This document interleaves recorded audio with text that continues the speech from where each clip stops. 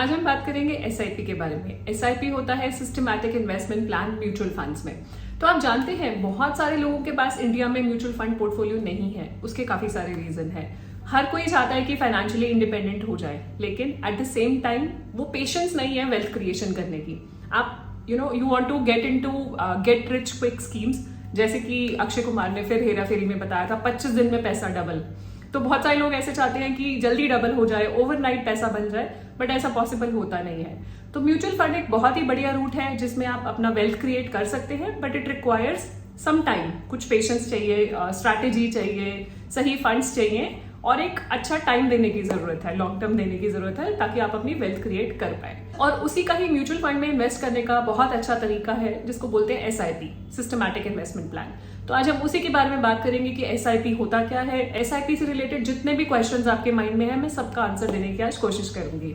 तो बढ़ते हैं वीडियो की तरफ। वीडियो स्टार्ट करने से पहले क्विक रिमाइंडर, अगर अभी तक आपने हमारे चैनल को सब्सक्राइब नहीं करा है, do subscribe so that you get the right information at the right time. अपने आप को इंट्रोड्यूस करना चाहूंगी जो लोग नए हैं उनके लिए। मेरा नाम है गुरलीन कौटिकू, मैं हूँ सर्टिफाइड फाइनेंशियल प्लानर। हर वीक आपके लिए वीडियोस लेकर आती हूँ जिससे कि आपकी पर्सनल फाइनेंशियल लाइफ इजी और हैप्पी बन पाए, क्योंकि हमारी कंपनी की टैगलाइन भी यही है, creating a wealth of happiness. तो चलते हैं एसआईपी की तरफ। ग्लोबली अगर हम बात करें तो म्यूचुअल फंड काफी एक्सेप्टेड इन्वेस्टमेंट टूल है, जो आप अक्रॉस देखेंगे हर जगह पे लोग इन्वेस्ट करते हैं म्यूचुअल फंड्स में। जैसे कि मैंने बताया, इंडिया में भी ये परसेंटेज बढ़ रही है बाय लीप्स एंड बाउंड्स। एक डेटा है एज ऑन 31 मई 2022, 37.22 लाख करोड़ के म्यूचुअल फंड्स में लोगों ने इन्वेस्टमेंट करी हुई है और ये आने वाले टाइम में बढ़ेगी ही। तो एसआईपी एक बहुत अच्छा टूल है। एसआईपी होता है सिस्टमैटिक इन्वेस्टमेंट प्लान, और एसआईपी की एक फुल फॉर्म हम ये भी बना सकते हैं, सिंपल, इंटेलिजेंट एंड प्रैक्टिकल। तो आगे हम देखेंगे क्यों मैं इसको सिंपल, इंटेलिजेंट और प्रैक्टिकल बोल रही हूँ। सो एसआईपी होता क्या है? एसआईपी होता है म्यूचुअल फंड में इन्वेस्टमेंट करने का एक तरीका। एसआईपी होता है जो आप मंथली इन्वेस्टमेंट करते हो म्यूचुअल फंड में, जैसे आपने अपने बैंक आरडीज में करी होगी या पोस्ट ऑफिस आरडीज में करी होगी। हर महीने कुछ ना कुछ अमाउंट डेबिट होता है और इन्वेस्ट हो जाता है। सिमिलरली एसआईपी भी यही है। तो एसआईपी जो है सबसे ज्यादा ट्रांसपेरेंट तरीका है। आपको पता रहेगा जो अमाउंट आप हर महीने इन्वेस्ट कर रहे हैं कहाँ जाके इन्वेस्ट हो रहा है, तो आपके पास पूरी ट्रांसपेरेंसी रहती है हर तरह से। अब मैं बात करूंगी एसआईपी के जितने भी फ्रीक्वेंटली आस्क्ड क्वेश्चंस हैं। एसआईपी सेटअप कैसे कर सकते हैं? आप डिसाइड करें कौन से फंड में आपको इन्वेस्ट करना है, या म्यूचुअल फंड डिस्ट्रीब्यूटर के साथ आप बैठे और डिसाइड करें। एंड फंड सेलेक्ट करने के बाद आपको एक फंड का अमाउंट सेलेक्ट करना होता है। हर महीने कितना अमाउंट आपको इन्वेस्ट करना है, उतना ही आपके अकाउंट से ऑटो डेबिट हो जाता है। तो इसमें 2-3 तरीके होते हैं। ऑफलाइन इन्वेस्ट करने का तरीका होता है कि आप ऑफलाइन एप्लीकेशन फॉर्म भर के देते हैं, जिसमें आप एक तरह से एप्लीकेशन फॉर्म है जिसमें आप अपनी बेसिक डिटेल्स, अपना इन्फॉर्मेशन, कौन से फंड में इन्वेस्ट कर रहे हैं, कितने टाइम के लिए कर रहे हैं, कौन सी डेट सेलेक्ट कर रहे हैं और कौन सा बैंक लिंक करना चाह रहे हैं, और वो बैंक को इंस्ट्रक्शन जाती है और आपके बैंक से ऑटो डेबिट होना स्टार्ट हो जाता है। दूसरा तरीका ऑनलाइन, जो कि ज्यादा कॉमन और इजी तरीका है। बहुत सारे आपको फाइनेंशियल एडवाइजर्स और म्यूचुअल फंड डिस्ट्रीब्यूटर्स ऑनलाइन तरीके के लिए बोलेंगे कि आप ऑनलाइन तरीके से इन्वेस्ट करें। तो वहां पे इन्वेस्ट करके वो ये कि एक बार आपने सेटअप कर दिया कि इतना अमाउंट हर महीने जाना है, इस डेट को जाना है, आपके अकाउंट से ऑटोमेटिकली ऑटो डेबिट हो जाएगा। तो आप जितने मर्जी फंड्स खरीद सकते हैं और आपके पास ट्रांसपेरेंसी रहेगी और आप देख सकते हैं कौन से फंड में आपने कहाँ इन्वेस्ट करा अल्टीमेटली। दूसरा सवाल आता है एसआईपी में लॉन्ग टर्म के लिए क्यों इन्वेस्ट करें? लॉन्ग टर्म के लिए इसलिए इन्वेस्ट करें क्योंकि ये डेटा आपके सामने है कि 43 ईयर्स की सेंसेक्स की हिस्ट्री है। तो जो आपका इंडेक्स है जहां पे आप इन्वेस्ट करते हैं, इक्विटी इंडेक्स, उसकी हिस्ट्री है 43 ईयर्स की। तो 43 ईयर्स में मतलब 1979 में हमारा सेंसेक्स स्टार्ट हुआ था 100 रुपीज से। 2022 में हमारा सेंसेक्स था 58,569। ये है एज ऑन 31 मार्च 2022। तो 31 मार्च को सेंसेक्स था 58,569। जो 100 रुपए अगर किसी ने लगाए थे वो 58,000 बन गए। मतलब ऑलमोस्ट 585 टाइम्स आपका ग्रो करा है पैसा। जिसने 100 रुपए लगाए उसका 585 टाइम्स ग्रो कर गया। अगर परसेंटेज रिटर्न की बात करें, जिसको हम एनुअल ग्रोथ रेट बोलते हैं, वो है 15.96% का ग्रोथ रेट। मतलब अगर आपने 1979 में इन्वेस्ट करना शुरू करा और 2022 में आपने विड्रॉ करा, तो आपको अप्रोक्सीमेटली 16% का रिटर्न मिला अपने पोर्टफोलियो पे। तो इसीलिए कहते हैं कि लॉन्ग टर्म बढ़िया है। ये आपकी स्क्रीन पे मैं एक चार्ट लेकर आई हूँ जिससे पता लगता है कि जो हमारा 15% का ग्रोथ आया, मतलब 100 रुपए से हमेशा वो प्लस में नहीं रहा। ऐसा भी टाइम आया होगा जब वो नीचे गया, ऊपर आया, तो वो वॉलेटिलिटी इंटैक्ट रही मार्केट में। तो वॉलेटिलिटी क्या है एग्जैक्टली? आपने इन्वेस्ट करा, मार्केट ऊपर जाती है, मार्केट नीचे जाती है, तो स्ट्रेट लाइन में मूव नहीं करती है। दूसरा तरीका देखने का, it moves like an ECG graph. ECG कैसे होती है? अगर स्ट्रेट होगी तो फिनिश, अगर वो ऐसे मूव करती रहेगी तो लाइफ है। तो इसी तरह से इक्विटी मार्केट्स भी वॉलेटाइल रहती है। 1991 से लेकर 2018 तक का चार्ट मैं आपके साथ शेयर कर रही हूँ कि कैसे मार्केट कहाँ थी और कहाँ तक पहुंची और क्या क्या वॉलेटिलिटी आप देख पा रहे हैं मार्केट में। ऐसे ऐसे जो मार्केट घूम रही है, this is volatility in market. तो वो स्ट्रेट लाइन में नहीं बढ़ी, धीरे धीरे बढ़ी। तो इसीलिए बोलते हैं लॉन्ग टर्म इन्वेस्ट करना बेटर है। जितने लंबे टाइम के लिए आप करेंगे उतना वॉलेटिलिटी आपकी नलिफाई होती रहेगी, कम होती रहेगी और आपको रिटर्न मिलेगा। अब क्वेश्चन आता है कि मैं एसआईपी शॉर्ट टर्म के लिए कर सकता हूँ या कर सकती हूँ। बिल्कुल, आप शॉर्ट टर्म के लिए एसआईपी कर सकते हैं। तो म्यूचुअल फंड्स अलग अलग तरीके के होते हैं, जिसमें इक्विटी होता है, बैलेंस्ड होता है, डेट होता है। तो अगर आप शॉर्ट टर्म करना चाह रहे हैं, क्योंकि आप समझ गए कि इक्विटी मार्केट में वॉलेटिलिटी है, तो शॉर्ट टर्म में वॉलेटिलिटी ज्यादा होगी। अगर आपको शॉर्ट टर्म के लिए करना है तो फंड्स वही सिलेक्ट करने हैं जहां पे वॉलेटिलिटी कम हो, जहां पे उतार चढ़ाव कम हो। तो आप शॉर्ट टर्म के लिए बिल्कुल कर सकते हैं 2 साल 3 साल के लिए। उसके लिए आपको फंड सिलेक्ट करने हैं, जैसे कि लिक्विड फंड्स, उसके लिए आप आर्बिट्राज फंड्स, डेट फंड्स, जहां पे इक्विटी का लेना देना ना रहे और आपकी पैसा जो है वो स्ट्रेट लाइन में ग्रो करता रहे, जैसे कि आपकी बैंक एफडीज में और आरडीज में ग्रो करता है। तो डेफिनेटली आप 2-3 साल के लिए कर सकते हैं। कोई रिस्ट्रिक्शन नहीं है कि कितने साल के लिए आप एसआईपी कर सकते हैं। नेक्स्ट आता है कौन सी स्कीम में एसआईपी स्टार्ट करूं। सो कौन सी स्कीम का एक आंसर नहीं हो सकता, क्योंकि आपकी जरूरत अलग है, आपका टाइम होराइजन अलग है, आपका रिस्क एपेटाइट अलग है। तो आपका रिस्क एपेटाइट हो सकता है ज्यादा हो, मेरा रिस्क एपेटाइट कम है, या मेरा ज्यादा है आपका कम है, तो चेंज हो सकता है क्योंकि हमारे गोल्स कुछ और हैं। तो आप अपने रिस्क एपेटाइट, अपने टाइम होराइजन के हिसाब से एसआईपी चूज कर सकते हैं। तो अलग अलग तरह के फंड्स अवेलेबल है। मेरा मानना यह है कि एक बैलेंस्ड पोर्टफोलियो होना चाहिए, जैसे कि आपके पोर्टफोलियो में लार्ज कैप भी हो, स्मॉल कैप भी हो, मिड कैप भी हो और फ्लेक्सी कैप भी हो। और आप इंडेक्स फंड भी डाल सकते हैं जो सेंसेक्स के अकॉर्डिंगली मूव करते हैं। तो एक आप मिक्स पोर्टफोलियो बना सकते हैं सो दैट आपका रिस्क डिवाइडेड है। जैसे बोलते हैं ना, do not put all your eggs in one basket. तो एसआईपी कौन से फंड में करनी है, एक में नहीं करनी चाहिए, आप डिवाइड करके करें, अलग अलग फंड्स में करें, सो दैट आपका रिस्क भी डिवाइडेड रहे। अब नेक्स्ट क्वेश्चन आता है कि मार्केट गिर रही है तो क्या हम एसआईपी को स्टॉप कर दें। ऐसी गलती कभी ना करें। एसआईपी तभी स्टॉप करें जब आपका गोल पूरा हो गया हो, जब आपको पैसे निकालने हैं और जरूरत है, सिर्फ इसलिए नहीं कि मार्केट नीचे है। इसका बहुत बड़ा एग्जांपल मैं आपके साथ शेयर करती हूँ। जैसे कि टेक्नोलॉजी फंड, आपको पता है कि 2000 में काफी सारे टेक्नोलॉजी फंड आए थे। मार्च 2000 में टेक्नोलॉजी फंड में इन्वेस्ट करना स्टार्ट करा और लगभग देखते ही देखते 1 साल में मार्केट वहां से ऑलमोस्ट 80% गिर गई। मतलब अगर 10 रुपए की एनएवी, जब आप न्यू फंड में इन्वेस्ट करना शुरू करते हैं तो एक नेट एसेट वैल्यू होती है जो 10 रुपए की होती है। मार्च 2000 से लेकर अक्टूबर 2001 तक इन्वेस्ट करा तो 2 लाख रुपए लगभग इन्वेस्ट करे। उसके अगेंस्ट जो वैल्यू रह गई वो रह गई 99,000।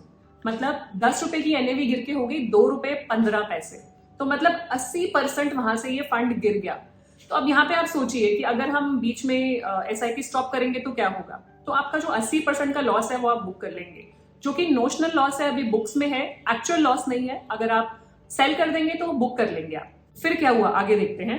अक्टूबर 2001 से लेकर जून 2003 तक एनएवी उसी रेंज में रही, 2.152 की रेंज में रही और वहीं पे घूमती रही। तो बिल्कुल फ्लैट रहा, लेकिन एसआईपी बंद नहीं करी इन्होंने।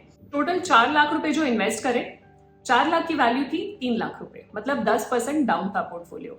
फिर भी रुके नहीं, इन्वेस्ट करते रहे, बिकॉज उनकी स्ट्रैटेजी थी लॉन्ग टर्म। उन्होंने देखा नहीं कि मार्केट गिर रही है, मुझे एसआईपी स्टॉप करनी चाहिए, ऐसा नहीं सोचा। और एंड में क्या हुआ, उनको फायदा भी हुआ ऑफकोर्स। 2003 से लेकर 2006 तक 3 साल लगे एनएवी को 2 रुपए से 10 रुपए तक आने में। तो वो जो सफर 2 रुपए से 10 रुपए का कवर करने में 3 साल लग गए। वापस 10 रुपए पे स्टार्ट करे थे, 2 रुपए पे पहुंच गए थे, फिर 10 रुपए पे पहुंचने में टोटल 6 साल की जर्नी रही। तो अब आप कहेंगे कि 10 रुपए पे स्टार्ट किया था और 10 रुपए ही है तो जितना लगाया उतना ही मिलेगा ना। नहीं, ऐसा नहीं है, क्योंकि आपने मार्केट के नीचे वाले लेवल्स पे भी लगाया हुआ है। आपने 2 रुपए, 3 रुपए, 4 रुपए, 5 रुपए पे भी लगाया हुआ है। अब जब वो पैसा 10 रुपए पे वापस आएगा तो आपको रिटर्न तो मिलेगा ही ना। तो अब यहाँ पे जब रिटर्न की बात करेंगे तो टोटल इन्वेस्टमेंट हुई 7,10,000 रुपए। 6 साल में टोटल इन्वेस्टमेंट हुई 7,10,000 रुपए। उसकी वैल्यू 6 साल के बाद थी 17,43,000। तो ये रिटर्न की बात करें तो एनुअल ग्रोथ रेट है 30% का। मतलब ऐसे फंड में जहां हमने सोचा कि कोई होप ही नहीं है, 10 रुपए का 2 रुपए पे आ गया क्या और 0 पे चला जाएगा, ये बोलते हैं ना आप लोग, बट ऐसा होता नहीं है। रिटर्न मिला क्योंकि वहां पे पेशेंस थी। आपने लॉन्ग टर्म के लिए करना और मार्केट गिरने की वजह से कभी भी एसआईपी स्टॉप नहीं करनी है। That should not be the reason of stopping your SIP, क्योंकि मैक्सिमम रिटर्न वही मिलता है जहां मार्केट नीचे जाती है। तो जितनी वॉलेटिलिटी होगी उतना आपके एसआईपी के लिए अच्छा है। और अगर कोई इतना होपफुल होता कि वो एसआईपी अगर आज तक कंटिन्यूड रहती, मान लीजिए कोई इतना होपफुल है कि नहीं मेरे को नहीं छोड़ना है, एंड वो बिल्कुल ही extra long term, let's say retirement का पैसा था, 3 साल तक 30 साल तक टच ही नहीं करना था, वो वाला पैसा था और उस फंड में, टेक्नोलॉजी फंड में चलता रहता, तो आज उसकी क्या वैल्यू होती। तो ये डेटा है as on 31 March 2022। Total investment जो 2000 से लेकर 2022 तक टोटल इन्वेस्टमेंट होती, लगभग 22 साल टोटल इन्वेस्टमेंट की जाती 26,50,000 रुपए, 26.50 लाख रुपीस, और उसकी करंट वैल्यू एनएवी के हिसाब से होती 4.18 करोड़, क्योंकि उस फंड की जो 10 रुपए पे लॉन्च हुआ था उसकी एनएवी 162 रुपीज थी 31 मार्च को। तो ये परसेंटेज रिटर्न देखें तो लगभग एनुअल ग्रोथ रेट है 21% का। तो अब आप बताएं 21% रिटर्न आसानी से नहीं मिला। There was patience, there was lot of time that was given, there was lot of hope that was given, उसकी वजह से ये इतना रिटर्न आया। तो SIPs are for long term for sure. अगर इक्विटी में आप एंटर कर रहे हो और आपको वेल्थ चाहिए तो लंबे टाइम के लिए रुकना ही पड़ेगा, कोई और ऑप्शन नहीं है। आप कुछ बेसिक FAQs ले लेते हैं SIP से रिलेटेड। तो SIP में आप लोग पूछते हैं कि SIP की डेट आप चेंज कर सकते हैं कि नहीं। लेट्स से आपने 10th SIP डेट रखी इनिशियली कि हर महीने 10 तारीख को ऑटो डेबिट हो जाएगा। फ्यूचर में आप इसको बदल सकते हैं कि नहीं, बिल्कुल बदल सकते हैं, सारी ऑप्शंस अवेलेबल हैं, ऑनलाइन ऑफलाइन चेंज कर सकते हैं। दूसरा, आप पूछते हैं कि बैंक डिटेल्स चेंज कर सकते हैं कि नहीं, बिल्कुल आप अपनी बैंक डिटेल्स चेंज कर सकते हैं। उसका प्रोसेस ऑनलाइन ऑफलाइन दोनों प्रोसेसेस अवेलेबल होते हैं। तीसरा, आप अपनी SIP अमाउंट इंक्रीज कर सकते हैं। मान लीजिए अभी आपने 5,000 रुपीज पर मंथ से स्टार्ट करा, आपको लगता है कि आपकी इनकम इंक्रीज हुई है, आपके एस्पिरेशंस बढ़ी हैं, तो SIP भी बढ़ानी है, बिल्कुल बढ़ा सकते हैं। SIP कम करनी है, बिल्कुल कम कर सकते हैं। SIP स्टॉप करनी है, आप बिल्कुल स्टॉप कर सकते हैं। पॉज करनी है, तो पॉज का फीचर भी लाया गया था ड्यूरिंग कोविड, बहुत सारे लोगों की जहाँ पे रेगुलर फ्लो ऑफ इनकम नहीं थी तो वो पॉज भी कर सकते थे। तो ये सारे ऑप्शंस, मतलब फ्लेक्सिबिलिटी हर तरह से, जैसे आप उसको यूज करना चाहें उस तरीके से आप यूज कर सकते हैं। आप अपने नाम पे इन्वेस्ट कर सकते हैं, स्पाउस के नाम पे इन्वेस्ट कर सकते हैं, और तो और आप माइनर्स के नाम पे भी इन्वेस्ट कर सकते हैं। माइनर हैं आपके घर में तो उनके नेम पे भी अंडर गार्डियनशिप आप इन्वेस्ट कर सकते हैं। अगला सवाल आपका होता है कि क्या SIP में आपका पैसा लॉक इन हो जाता है। जी नहीं, SIP में आपका पैसा लॉक इन नहीं होता है, लेकिन एक एग्जिट लोड होता है। मान लीजिए जैसे आप बैंक FD कराते हैं, आपने 1 साल की FD कराई, अगर आप उसको 1 साल के बीच में एग्जिट करना चाह रहे हैं, आपके पास ऑप्शन है, कुछ पेनल्टी लगती है। सेम यहाँ पे भी एग्जिट लोड होता है। अलग अलग फंड के हिसाब से एग्जिट लोड डिसाइड होता है, किसी फंड में नहीं भी होता और किसी फंड में होता भी है। दूसरा, लॉक इन वहां होता है जहां आप ELSS में करते हैं। ELSS, इसका भी आपका क्वेश्चन आया था कि ELSS क्या होता है। ELSS होता है इक्विटी लिंक्ड सेविंग स्कीम, मतलब वो कैटेगरी जिसमें आपको टैक्स बेनिफिट भी मिलता है अंडर सेक्शन 80C। अगर आप उसमें इन्वेस्ट कर लेंगे तो जो आपकी इनकम में 80C का जो बेनिफिट आपको मिलता है 1.5 लाख का, वो ELSS से भी मिल सकता है। उसमें मान लीजिए आपने SIP कर ली तो लॉक इन हो जाएगी 3 इयर्स के लिए। नेक्स्ट, आप लोग पूछते हैं कि कोई एक्स्ट्रा फीस है म्यूचुअल फंड्स में इन्वेस्ट करने की। तो म्यूचुअल फंड 2 तरीके के होते हैं, रेगुलर एंड डायरेक्ट। दोनों में फीस है ऑफकोर्स। फंड मैनेजमेंट चार्जेस बोलते हैं, एक्सपेंस रेशियो बोलते हैं। तो एक्सपेंस रेशियो दोनों में अवेलेबल है। डायरेक्ट है, मान लीजिए आप डायरेक्ट जाके म्यूचुअल फंड हाउस पे आप डायरेक्ट जाके SIP कर रहे हैं तो कम चार्जेस हैं एज कम्पेयर टू रेगुलर में, थोड़े से ज्यादा चार्जेस हैं, क्योंकि आपको एक इंटरमीडियरी की असिस्टेंस मिल रही है, आपको एक सपोर्ट मिल रहा है फाइनेंशियल एडवाइजर का, म्यूचुअल फंड डिस्ट्रीब्यूटर का, वो सपोर्ट आपको डायरेक्ट में नहीं मिलता है। तो एक्सपेंस रेशियो ऑफ कोर्स दोनों में होती है। कुछ खर्चा तो आपसे लेंगे ना, अगर आपको पैसा कमा के दे रहे हैं म्यूचुअल फंड वाले तो कुछ तो आपको चार्ज करेंगे, but again that is very nominal. That should not be the key point की एक्सपेंस रेशियो लगेगी इसलिए मुझे म्यूचुअल फंड में इन्वेस्ट नहीं करना, या फंड मैनेजमेंट चार्ज लगेंगे मैं किसी और को पैसा क्यों दूं। वो थॉट प्रोसेस नहीं होना चाहिए। टिल द टाइम आप कमा रहे हैं उससे तो यू शुड बी इन्वेस्टिंग, क्योंकि there are no free lunches. कहीं पे भी आपको कुछ भी फ्री में नहीं मिलता है, कुछ ना कुछ चार्जेस हर एक में होते ही होते हैं, या आप अपॉर्चुनिटी कॉस्ट बेयर करते हैं। लेट्स से आप FDs में इन्वेस्ट करते हैं, FDs में रिटर्न आ रहा है 5-6%, आपका गोल 12% से कम पे पूरा ही नहीं हो सकता, तो आप क्या करेंगे? You don't have any choice. या तो आप डायरेक्ट इक्विटी में जाएंगे।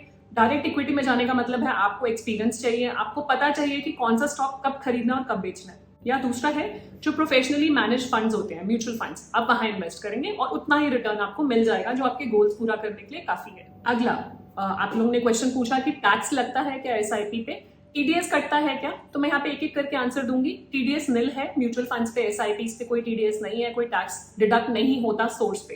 यहाँ पे एक टैक्स है which is called STT, securities transaction tax. ये तब होगा जब आप बेचेंगे, which is 0.025% of the fund value. मान लीजिए अगर आपने 1 लाख रुपए की सेल करी है तो 25 रुपए सिक्योरिटीज ट्रांजेक्शन टैक्स देना पड़ेगा आपको। इसके ऊपर स्टैम्प ड्यूटी भी देनी होती है विच इज 0.005%, मतलब 5 रुपए देने होंगे 1 लाख के पीछे। तो जब आपकी रिडम्पशन आती है ये सब कट के आता है, सिक्योरिटीज ट्रांजेक्शन टैक्स और स्टैम्प ड्यूटी। अब बात कर लेते हैं टैक्सेशन की। इसमें टैक्स, अगर आप कुछ कमा रहे हैं पैसा तो ऑफकोर्स सरकार आपसे टैक्स तो लेगी ही लेगी। तो यहाँ पे दो कॉन्सेप्ट है, long term and short term. Long term capital gain tax होता है जो आप 12 महीने से ऊपर आपने जो फंड्स होल्ड कर लिए वो लॉन्ग टर्म में आते हैं। This is for equity I am saying, because SIP usually लोग इक्विटी में ही करते हैं। 12 महीने से कम है तो वो शॉर्ट टर्म में आएगा। 12 महीने से कम आपने कुछ सेल करा, कुछ प्रॉफिट हुआ तो उस पर 15% टैक्स देना होगा। 12 महीने से ऊपर अगर वो लॉन्ग टर्म में आ रहा है और आप सेल कर रहे हैं तो उस पर 10% टैक्स है, 1 लाख एग्जेम्प्ट करके। मान लीजिए आपने 5 लाख इन्वेस्ट करे और जब आप सेल करने जा रहे हैं 8 लाख रुपए है, तो 5 लाख तो आपका प्रिंसिपल हो गया। 3 लाख रुपए जो प्रॉफिट है उसमें से 1 लाख छोड़ के जो ऊपर का 2 लाख है उस पर 10% टैक्स आप पे कर देंगे। तो ये है golden question, when should you start your SIP? As soon as you start earning, जितनी जल्दी उतना बेटर। तो जो हम बेनिफिट ऑफ कंपाउंडिंग बोलते हैं ना, कि हम बचपन में सबने सुना है श्योर कि पैसे पेड़ पे नहीं उगते, पेड़ पे नहीं उगते बट पेड़ की तरह उग सकते हैं। It can grow like a tree. तो मल्टीप्लाई हो सकता है आपका पैसा, provided you start investing at the right age and you give time to your investment. क्योंकि सबसे इंपॉर्टेंट चीज जो है वो है टाइम। तो जितना आप टाइम देंगे उतनी आपकी एसआईपी ज्यादा ग्रो करेगी। एक एग्जाम्पल आपके सामने है, वॉरेन बुफे, आप लोग सब जानते हैं इन्वेस्टमेंट के गुरु। उन्होंने मैक्सिमम वेल्थ क्रिएट करी जब उन्होंने 60 क्रॉस कर लिया, और तब जब उन्होंने इन्वेस्टमेंट स्टार्ट करी थी बहुत ही यंग एज पे। उसके बाद भी उनकी मैक्सिमम वेल्थ 60 साल के ऊपर क्रॉस होके बनी। तो अगर हम यहाँ पे नेटवर्थ की बात करें, उन्हीं की नेटवर्थ देखते हैं। वॉरेन बुफे की जब 30 इयर्स एज थी तो 1 मिलियन की नेटवर्थ थी। 50 साल एज हुई तो 100 मिलियन की नेटवर्थ। 87 के आज तो 90 बिलियंस की नेटवर्थ है। तो आप देख रहे हैं यहाँ पे कंपाउंडिंग कितना बड़ा रोल प्ले कर रही है। Just stay invested and stay invested for long term, start at young age. अब इसके बाद नेक्स्ट क्वेश्चन आपका आता है, आपकी बात समझ में आ गई, बहुत अच्छा लगा सुन के, बट मैं एसआईपी नेक्स्ट ईयर स्टार्ट करूंगा, अभी नहीं करूंगा। अभी क्यों नहीं करोगे? तो मैं आपको बता दूं, अगर आप भी उनमें से और सोच रहे हैं कि मैं नेक्स्ट ईयर स्टार्ट करूंगा या करूंगी, तो there is a delay cost. जितना आप डिले करेंगे उतना आपका पोर्टफोलियो कम ग्रो करेगा। ये एग्जांपल मैं आपके साथ शेयर कर रही हूँ। मान लीजिए आपने एसआईपी 10 साल के लिए करनी थी, आपने 10 की बजाय, क्योंकि आपने बोला मैं इस साल तो करूंगा ही नहीं या करूंगी नहीं, मैं नेक्स्ट ईयर स्टार्ट करूंगी, तो 10 की बजाय आपके पास सिर्फ 9 साल रह गए।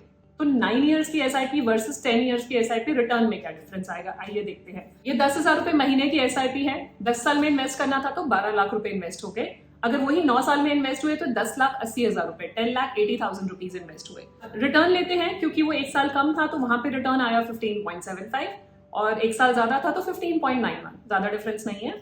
आपकी जो वैल्यू हुई, एंड वैल्यू 10 लाख का 9 साल में बना 22,45,000 रुपए, वेराज 12 लाख का 9 साल में बना 27,52,000 रुपए। तो जो डिफरेंस है दैट इज 5 लाख रुपीज। ये है आपकी डिले कॉस्ट। सिर्फ आपने डिले करा इसलिए आपको वो कॉस्ट बेयर करनी पड़ेगी। तो आप डिले नहीं करें, ये तो डिफरेंस कम है क्योंकि 1 साल का ही डिले है। आप में से बहुत लोग जानते भी हैं कि आप कितने सालों से ये डिसीजन डिले कर रहे हैं कि मैं एसआईपी स्टार्ट करूंगा, जल्दी करूंगा, करूंगी, बट कर नहीं पा रहे हैं। तो उनके लिए एक रिमाइंडर है कि अपनी एसआईपी जल्द से जल्द स्टार्ट करें, क्योंकि उस पर एक डिले कॉस्ट अटैच हो रही है। क्योंकि आपके गोल्स तो पोस्टपोन नहीं हो सकते। मान लीजिए आपको रिटायर होना है 55 या 60 पे, वो शिफ्ट नहीं हो सकता, लेकिन आप अपनी इन्वेस्टमेंट हैबिट शिफ्ट कर सकते हैं, चेंज कर सकते हैं। अब एक और $1 मिलियन क्वेश्चन, अब तो ये तो बता दिया इन्वेस्ट कर लो, जल्दी कर लो, delay cost and so on, but अब ये बताओ कि एसआईपी से पैसा निकालना कब है? अब इसका आंसर भी मैं दूंगी। देखिए, एसआईपी जब आप कर रहे हैं एक स्पेसिफिक गोल के लिए कर रहे हैं, आप कोई भी इन्वेस्टमेंट कर रहे हैं, वो गोल क्या हो सकता है? आपकी वेल्थ क्रिएशन हो सकती है, बच्चों की एजुकेशन हो सकती है, आपकी बच्चों की मैरिज हो सकती है, आपका खुद का रिटायरमेंट हो सकता है, घर का गोल हो सकता है, किसी का कुछ भी गोल हो सकता है। तो आपने पर्पस के लिए एसआईपी स्टार्ट करी है, तो एसआईपी रिडीम तभी करनी चाहिए जब आपका गोल पूरा हो गया हो। So that is the one liner answer कि जब आपका गोल पूरा हो जाए आप अपना एसआईपी का पैसा निकाल लें। तो और डिटेल्ड वीडियोस भी आपको मेरे चैनल पे मिलती रहेंगी म्यूचुअल फंड से रिलेटेड। और हाँ, यहाँ पे बताना चाहूंगी, आप कंपाउंडिंग कैलकुलेशन वगैरह करना चाहें तो वो भी कुछ वीडियोस चैनल पे अवेलेबल हैं, आप देख सकते हैं कि आप कैसे अपना पैसा कहाँ तक ग्रो कर सकते हैं एसआईपी रूट के थ्रू ही। कुछ भी क्वेश्चंस हो एसआईपी के रिगार्डिंग आप शेयर कीजिएगा। बहुत सारे लोगों ने स्पेसिफिक क्वेश्चंस पूछे थे कि ये फंड अच्छा है, ये फंड अच्छा नहीं है। तो मैंने जो एग्जाम्पल आपको दिया था इसमें टेक्नोलॉजी फंड का, तो आप वहां पे क्या बोलेंगे, कौन सा फंड अच्छा है, कौन सा फंड अच्छा नहीं है? Just the consistency is required. Fund of course should be good, but consistency required है। मैं स्पेसिफिक क्वेश्चंस पे आंसर नहीं दे पाऊंगी, उसके लिए आप 1-to-1 कंसल्ट कर सकते हैं मुझसे। बट क्योंकि हर एक फंड अपने में उसका कोई ऑब्जेक्टिव है, कोई लार्ज कैप है तो उसका पोर्टफोलियो अलग है, फ्लेक्सी कैप है तो पोर्टफोलियो अलग है, एक फंड का ऑब्जेक्टिव है। तो कोई भी फंड अच्छा और बुरा नहीं होता, आपकी जरूरत के हिसाब से आप फंड चूज करें, मैं यही कहना चाहूंगी, because one size doesn't fit all.